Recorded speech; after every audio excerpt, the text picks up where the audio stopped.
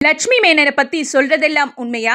ID ஊழியர் கடத்தி தாக்கப்பட்ட விவகாரத்துல நடிகை லட்சுமி மேனனோட பெயர் அடிபட்ட நிலையில விசாரணைக்கு பயந்து அவர் தலைமறைவாகிட்டார்ன்ற தகவல் காட்டு தீயா பரவுச்சு. இந்த நிலையில அவங்க முன்ஜாமீன் கேட்டு கேரள ஹைகோர்ட்ல மனு தாக்கல் செய்திருக்காங்க. இதைத் தொடர்ந்து அவங்கள செப்டம்பர் 17ஆம் தேதி வரைக்கும் கைது செய்ய கோர்ட் இடைக்கால தடை விதிச்சிருக்கு.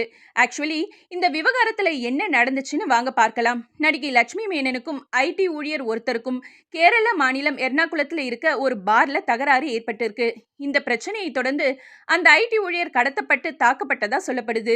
இது குறித்து தாக்கப்பட்ட நபர் கொடுத்த புகார் அடிப்படையில மிதுன், அனீஷ் மற்றும் சோனா அப்படின்ற 3 பேரை போலீசார் அரெஸ்ட் பண்ணியிருக்காங்க.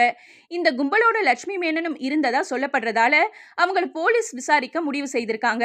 ஆனா இதை தெரிஞ்சுக்கிட்ட லட்சுமி மேனன் தலைமறைவானதோட முன்ஜாமீன் கேட்டு கோர்ட்ல மனு தாக்கல் செய்திருக்காங்க. தப்பு செய்யலனா ஏன் தலைமறைவாகணும், ஏன் முன்ஜாமீன் கேட்கணும்னு கேள்வி எழுப்புறாங்க ரசிகர்கள். விஷயம் இப்படி இருக்க, கோலிவுட்ல ஃபீல்ட் அவுட் ஆன அவங்க லேட்டஸ்டா யோகி பாபுவோட சேர்ந்து மலை அப்படிங்கிற படத்துல நடிச்சிருக்காங்களாம்.